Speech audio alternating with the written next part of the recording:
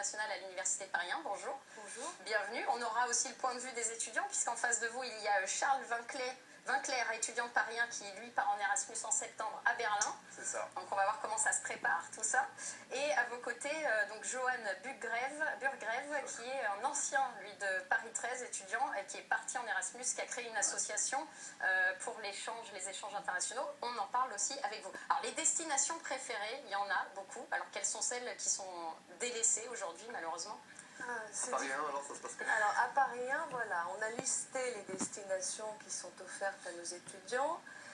On a en 25 ans multiplié le nombre de partenariats avec des universités d'excellence qui proposent des cursus très intéressants pour nos étudiants. Il reste que, après 25 ans, les destinations les plus prisées sont les destinations anglophones. Toujours. Toujours. Avec toujours un petit quota d'étudiants très intéressés par l'Italie, un autre par l'Espagne, et beaucoup d'étudiants qui s'intéressent encore à l'Allemagne et qui parlent la langue. Il faut dire que je crois que les conditions d'études ont un petit peu changé en l'espace de 25 ans.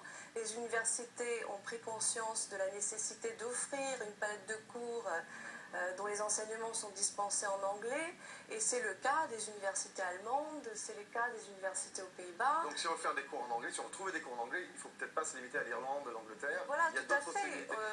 On regarde au niveau statistique national, donc l'Espagne est toujours en tête. Quelle est votre politique? Est-ce que vous, quand vous signez avec 33 pays, c'est pour inciter les étudiants à sortir des sentiers battus, à aller chercher des destinations un peu plus exotiques? Est-ce que c'est la bonne démarche, ou le fait qu'il y ait des bataillons entiers qu'il y a en Angleterre, en Espagne, ça vous va très bien? On a deux impératifs quand on